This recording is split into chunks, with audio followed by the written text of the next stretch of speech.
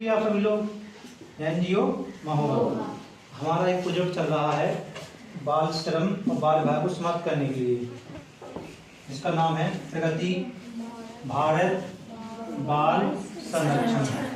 प्रगति भारत बाल संरक्षण का अर्थ जानते हैं आप क्या होता है? भारत की प्रगति तभी संभव है जब वहाँ के बच्चे सुरक्षित हों या संरक्षित हों। ठीक है, और जी कैसे हो सकता है? वो सिर्फ एक ही माध्यम है, शिक्षा। देखिए हमने आपके लिए शिक्षा ऊपर जस्ट ऊपर लिख के रखा, सबसे ऊपर हमने लिख के रखा है बिल्कुल, क्योंकि जी एक ऐसा मूल मंत्र है आपके लिए। जी मूल मंत्र इसलिए कह रहे हैं क्योंकि हर बीमारी का इलाज यही है, शिक्षा। जी जो बीमारी हैं, जो बीमारी हैं समाज के लिए, बाल श्रम और बाल विवाह, तो जी किस माध्यम से? शिक्षा से ही खत्म हो पाएंगे। ठीक है, अब शिक्षा कहाँ प्राप्त करें हम? वो जानना दिया आवश्यक है। वो हम कहाँ प्राप्त कर सकते हैं? तो स्कूल आने के फायदे बिल्कुल आसान भाषा में बता रहे हैं आपको, क्योंकि आप आसान भाषा में समझ पाते हैं। ठीक है, इसमें सबसे पहले क्या होता है हमारा? सामाजिक सद्भावना। और यहाँ पर शैक्षिक विकास लिखना चाहिए पहले हमें, शैक्षिक विकास बताया हमने आपको। सर सबसे पहले हमारा क्या होगा? शैक्षिक विकास। शैक्षिक विकास हो गया। फिर दूसरा होगा हमारा सामाजिक सद्भावना, समाज के प्रति हमारी सही भावना। ठीक है, यानी कोई छुआछूत नहीं, कोई छोटा कोई बड़ा नहीं है, सब यहाँ पर बिल्कुल बराबर है। मानते हैं यही बात आप? क्योंकि यहाँ पर कोई भेदभाव नहीं करता है, बताइए करता हो तो ठीक, क्योंकि यदि भेदभाव नहीं करेंगे हम तो सामाजिक सद्भावना होगी, और सामाजिक सद्भावना होगी तो फिर हम कहाँ पहुँच जाएंगे? शिक्षा पे। आप देखते जाइए कहाँ कहाँ से हम शिक्षा पहुँचते हैं, बिल्कुल सिर्फ पहुँचेंगे कहाँ पर? शिक्षा पर ही। ठीक है, और दूसरा ये हो गया। तीसरा है आपका सामाजिक विकास। सामाजिक विकास कब होगा? जब आप पढ़ लिख कर अच्छे नागरिक बन जाएंगे, आप अच्छे बच्चे बन जाएंगे। अच्छे बच्चे कब बनेंगे? सिर्फ वो क्या है? शिक्षा। देखते आइए अब शिक्षा कहाँ कहाँ आती है, कहीं ऐसा नहीं रहेगा जहाँ शिक्षा नहीं आएगी। ठीक है, हर जगह आएगी। चौथा है आपका अनुशासन। अनुशासन कैसे आता है बताया हमने आपको, क्योंकि जब तक आप अनुशासन नहीं सीख पाएंगे या अनुशासन में नहीं रहेंगे तब तक आप शिक्षा प्राप्त नहीं कर सकते। एक बार हम शिक्षा पहुंच गए, क्योंकि विद्या ददाति विनयम, विद्या विनय प्रदान करती है। जब विनय आ जाती है तो फिर अनुशासन में आप ऑटोमेटिक आ जाते हैं, और यहाँ आते हैं तो फिर आप शिक्षा प्राप्त आसानी से करने लगते हैं। फिर शिक्षा आया, देखते हैं हर शब्द पे शिक्षा आएगा। और यहाँ पे ग्रहात्मक ज्ञान। ग्रहात्मक ज्ञान कैसे होगा? जब सर कोई पढ़ाते हैं, हम कुछ समझाते हैं, आप बिल्कुल ध्यान से सुने और समझें, उसे ग्रहण करें, तो आपका जी क्या होगा? ग्रहात्मक ज्ञान। जी कहाँ? तो फिर इस क्या होगा? फिर शिक्षा का विकास फिर हो जाएगा। शिक्षा वो कहाँ संभव है? शिक्षा, सिर्फ शिक्षा ही है चाहिए देखना आप। फिर है आपका सांस्कृतिक विकास। सांस्कृतिक विकास जानते हैं क्या होता है?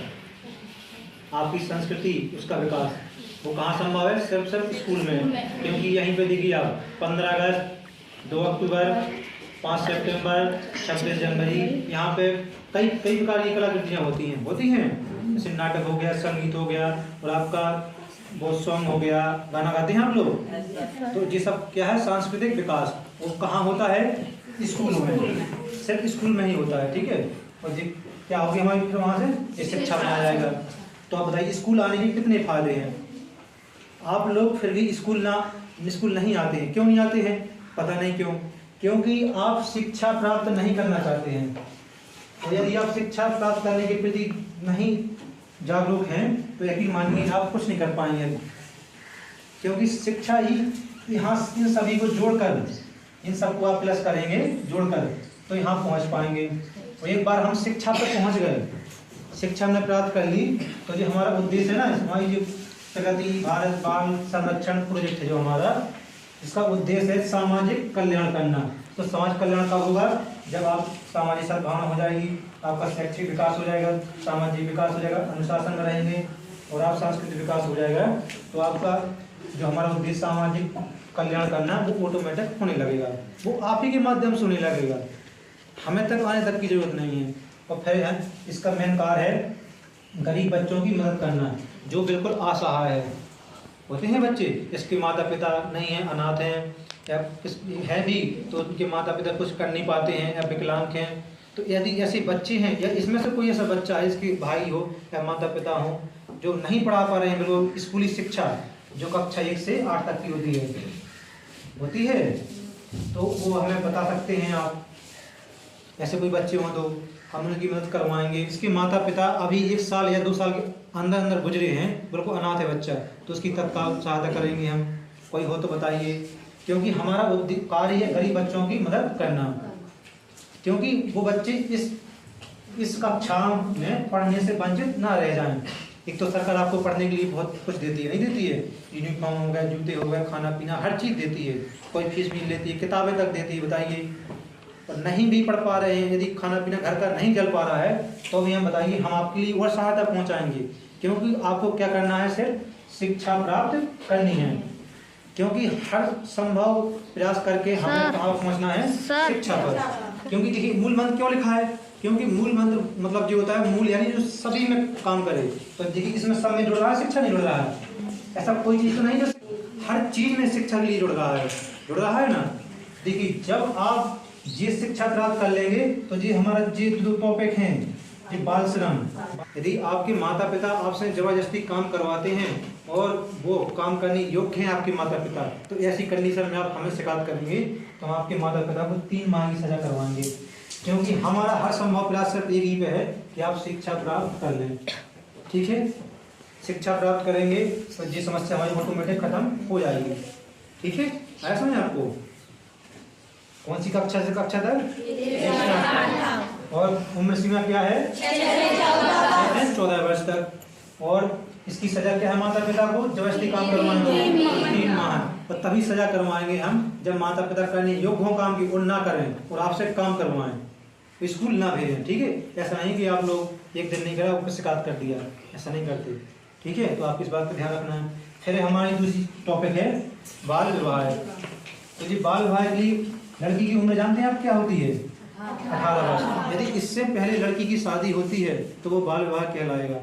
ठीक है, और यदि इससे 21 वर्ष लड़की के लिए है, यदि इससे पहले लड़की की शादी हो रही है तो वो बाल विवाह वो भी कहलाएगा, जिसकी सजा माता पिता को होती है 1 वर्ष की।